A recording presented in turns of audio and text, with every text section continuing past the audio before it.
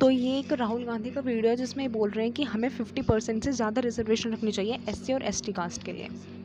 यही बात हमारे प्राइम मिनिस्टर नरेंद्र मोदी ने भी बोली थी कि ये कभी भी रिजर्वेशन को हटने नहीं देंगे, क्योंकि ऐसा हमारा कॉन्स्टिट्यूशन बोलता है। अब रिजर्वेशन होती कैसे है?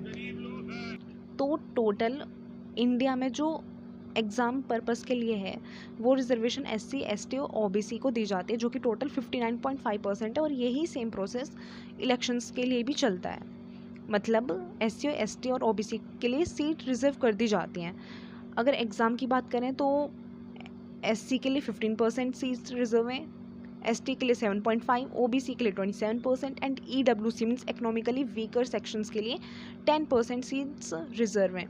अब क्वेश्चन आता है कि हमारा कॉन्स्टिट्यूशन सच में बोलता है कि हमें सीट्स रिजर्व कर कर रखनी चाहिए, क्योंकि जो article number 14 to article number 18 है वो बोलता है राइट टू इक्वलिटी, मतलब सबको इक्वली ट्रीट करो ऑन, और हम बोल रहे हैं रिजर्वेशन, तो इसका मतलब हम कहीं ना कहीं अनइक्वलिटी कर रहे हैं। बट हमारे कॉन्स्टिट्यूशन के हिसाब से रिजर्वेशन करना बिल्कुल सही है, क्योंकि जो एससी एसटी कास्ट है इन्होंने बहुत सारी चीज़ें फेस करी थी पहले के टाइम पर, लाइक अनटचेबिलिटी एंड अदर्स। लेकिन जो नई जनरेशन है वो इस चीज़ के अगेंस्ट क्यों है? तो वो इस चीज़ के अगेंस्ट इसलिए है क्योंकि उन्हें लगता है कि उनके टैलेंट का लॉस हो रहा है। मतलब अगर वो मेहनत कर रहे हैं और उनके 1-2 नंबर कम रह जाते हैं तो उनका सिलेक्शन नहीं होता। But on the other hand जो कट ऑफ होता है उसका जो एडवांटेज है वो ज़्यादा एससी एसटी को मिलता है। तो उनके लिए उनका मानना है कि रिजर्वेशन रखो, रिजर्वेशन हटाओ मत, but on the basis of poverty कर दो, इसे कास्ट ना करके on the basis of poverty कर दो। अगर कोई गरीब आ रहा है तो उसके लिए रिजर्वेशन रखो, वरना मत रखो।